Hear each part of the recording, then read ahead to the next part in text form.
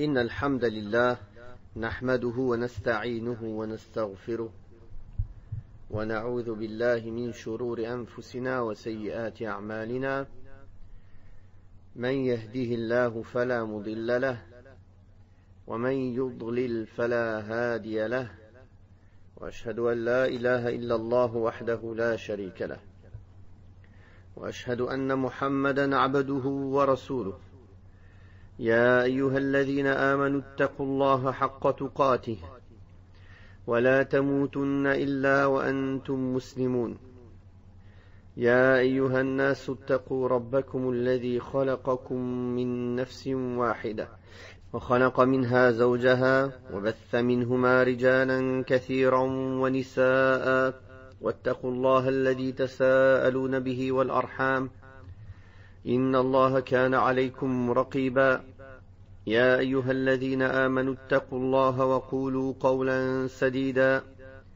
يصلح لكم أعمالكم ويغفر لكم ذنوبكم ومن يطع الله ورسوله فقد فاز فوزا عظيما أما بعد فإن أصدق الحديث كتاب الله وخير الهدي هدي محمد صلى الله عليه وسلم وشر الأمور محدثاتها وكل محدثة بدعة وكل بدعة ضلالة وكل ضلالة في النار. Nous continuons par la grâce d'Allah subhanahu wa ta'ala et sa permission la suite de cette lecture et de l'explication du livre de l'unicité Kitab al-Tawhid du cheikh, le réformateur Muhammad ibn Abdul Wahhab rahimahullah. Nous en sommes au chapitre de celui qui insulte le temps à dénigrer Allah.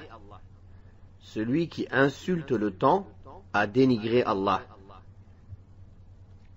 Allah subhanahu wa ta'ala a dit وَقَالُوا مَا هِيَ إِلَّا حَيَاتُنَا الدُّنْيَا نَمُوتُ وَنَحْيَا وَمَا يُهْلِكُنَا إِلَّا الدَّهْرُ. Et ils ont dit, ce n'est là que notre vie présente. Nous mourons et nous vivons, et seul le temps nous fait périr. Dans le recueil de hadiths authentiques, Abu Huraira radiyallahu anhu rapporte que le prophète sallallahu alayhi wa sallam a dit, Allah le Très-Haut a dit, le fils d'Adam me dénigre, il insulte le temps, or je suis le temps, je fais se succéder la nuit et le jour. Dans une autre version, on trouve n'insultez pas le temps, car Allah est le temps. Donc insulter le temps fait partie des propos qu'il n'est pas permis de prononcer. Il est obligatoire de se débarrasser de ce genre d'expression, dont l'utilisation s'oppose au tawhid, que ce soit selon la croyance et le cas de la personne. Cela peut s'opposer à la base du tawhid ou à la perfection du tawhid. Ce type de propos est très courant parmi les ignorants qui, lorsqu'à une époque particulière de leur vie, un malheur les touche, ils insultent alors cette époque, la dénigrent en lui attribuant le malheur qui les a touchés et en maudissant tel jour, telle année ou tel mois. Il ne fait aucun doute que cette insulte n'atteint pas le temps, qui est un élément non actif, qui est passif. Celui qui permet au temps de se dérouler et qui prédestine le temps n'est autre qu'Allah subhanahu wa ta'ala. Par conséquent, la personne qui profère des insultes contre le temps a en réalité dénigré Allah subhanahu wa ta'ala, car c'est lui qui gère et qui dirige le temps. En outre, l'insulte du temps présente différents degrés. La première catégorie, c'est celui qui pense que le temps peut agir avec Allah. Il a le pouvoir d'agir et de gérer les choses avec Allah subhanahu wa ta'ala. Ceci est du polythéisme majeur. La deuxième catégorie, c'est la personne qui croit que le temps est une cause qui agit sur la destinée d'Allah subhanahu wa ta'ala. mais qui n'agit pas d'elle-même avec Allah. Ceci est du polythéisme mineur. Et la troisième catégorie, c'est la personne qui insulte le temps sans avoir de croyance que le temps peut agir avec Allah, ni même que le temps est une cause qui peut agir sur la destinée d'Allah tabaraka wa ta'ala. Alors ceci est interdit, car cela revient à insulter celui qui dirige le temps, qui est Allah subhanahu wa ta'ala. Donc il y a des gens qui maudissent le temps, qui l'insultent de tous les noms. Par contre, quand il arrive à certaines personnes de subir des difficultés, dans certains jours, un jour de tristesse ou un jour de malheur, il n'y a pas de mal à ce que la personne elle dise « ce jour est un jour de tristesse, ce jour est un jour de difficulté », car ceci est lié à sa personne. Ce n'est pas une insulte envers le temps, ce n'est pas comme s'il avait attribué un pouvoir ou une capacité ou une chose au temps. Donc ceci ne rentre pas dans cette interdiction, ceci concerne seulement l'information. La personne, elle informe sur son état. Il dit aujourd'hui c'est une journée noire pour moi, c'est une journée dure, c'est une journée triste, c'est une journée difficile. Cette année a été une année difficile, par exemple.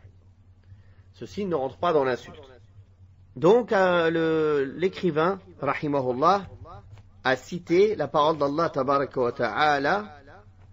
Ils disent: ce n'est là que notre vie présente, nous mourrons et nous vivons, et seul le temps nous fait périr. Donc on voit que les polythéistes, les ennemis du tawhid, du monothéisme, ils avaient l'habitude d'attribuer la tournure des choses au temps. On pourrait dire aujourd'hui, les kuffars qui disent « dame nature ». La nature a fait, la nature a fait, l'espace a fait. On a des nouvelles paroles aujourd'hui, l'énergie. Pour ne pas dire Allah, alors ils associent à Allah subhanahu wa ta'ala en attribuant la gérance et la destinée des choses à des créatures. Donc, on déduit de ce verset que déjà anciennement, une des caractéristiques des monothéistes est d'attribuer les choses à Allah et non pas aux créatures d'Allah subhanahu wa ta'ala. Puis il a cité un hadith authentique qui est rapporté par Abu Huraira radiyallahu anhu, où le prophète sallallahu alayhi wa sallam a dit: Allah le Très-Haut a dit. Donc c'est un hadith qudsi, un hadith divin. Allah le Très-Haut a dit: le fils d'Adam, le fils d'Adam me cause du tort, c'est-à-dire me dénigre, m'insulte. Il insulte le temps, or je suis le temps. L'expression dans ce hadith qui dit « je suis le temps » ne signifie pas que le temps est un des noms parmi les noms d'Allah subhanahu wa ta'ala.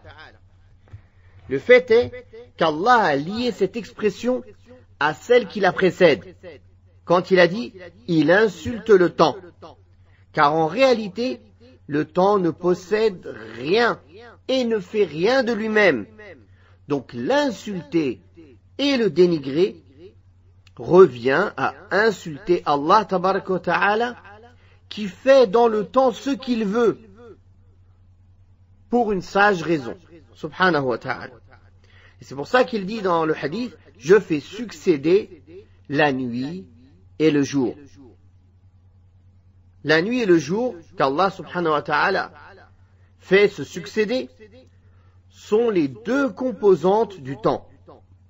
Par conséquent, la nuit et le jour n'ont aucun pouvoir décisionnel, et les insulter revient donc à insulter qui? Revient donc à insulter celui qui fait succéder la nuit et le jour, qui n'est autre qu'Allah subhanahu wa ta'ala. Le cheikh a dit les leçons à retenir, les points à retenir. Premièrement, l'interdiction d'insulter le temps. Deuxièmement, ceci est considéré comme un tort causé à Allah, c'est-à-dire une manière de le mépriser, de le dénigrer. Troisièmement, méditer l'expression Allah est le temps, c'est-à-dire que ce n'est pas un nom parmi les noms d'Allah, mais c'est-à-dire c'est lui qui gère le temps. Quatrièmement, une personne peut être considérée comme insultante même si l'intention d'insulte était inexistante dans son cœur. Le prochain chapitre, c'est le chapitre qui a pour titre « Se donner comme titre le juge des juges », c'est-à-dire se nommer juge des juges, c'est-à-dire quel est le statut de se nommer de cette manière. Puis le cheikh a rapporté, dans le recueil de hadiths authentiques, Abu Huraira radiyallahu anhu rapporte que le prophète sallallahu alayhi wa sallam a dit « Le plus méprisable des noms auprès d'Allah est un homme qui se donne comme titre le roi des rois ou bien le possesseur des possessions. Or, il n'y a de roi ou de possesseur absolu qu'Allah. » Soufiane a dit « C'est comme le fait de se donner comme titre Shahanshah en perse. » Les Perses, ils disaient Shahanshah, qui veut dire le roi des rois. Dans une autre version du hadith précédent, on trouve l'homme le plus indigne et le plus vil auprès d'Allah le jour de la résurrection, et la suite du hadith. Elle est comme le hadith précédent.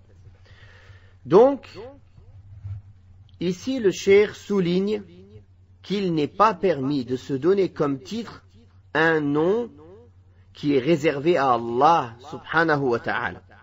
En effet, la croyance au monothéisme et au tawhid implique que seul Allah soit nommé et décrit de la sorte.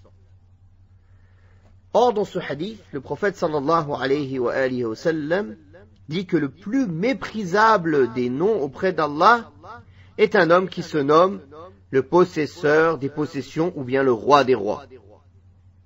Car le roi absolu et le possesseur absolu n'est autre qu'Allah subhanahu wa ta'ala. Cela veut dire que la royauté appartient à Allah seul, alors que cet homme, il s'est donné pour titre un nom réservé à Allah. En effet, celui qui possède toutes les possessions, aussi nombreuses soient-elles, n'est autre qu'Allah. Quant à l'être humain, on dit qu'il possède une chose en particulier, non pas toutes les choses. Donc on ne dit pas que c'est le possesseur de toutes les possessions, de toutes choses. Il en est de même pour le terme mulk, la royauté, qui désigne le pouvoir exécutif et la domination. Cette royauté n'est valable que pour une partie de la terre, et non pas pour toute la terre. Le terme malik signifie aussi possesseur, pour celui qui possède quelque chose, ou malik, le roi, pour celui qui possède un royaume ou bien impose sa royauté.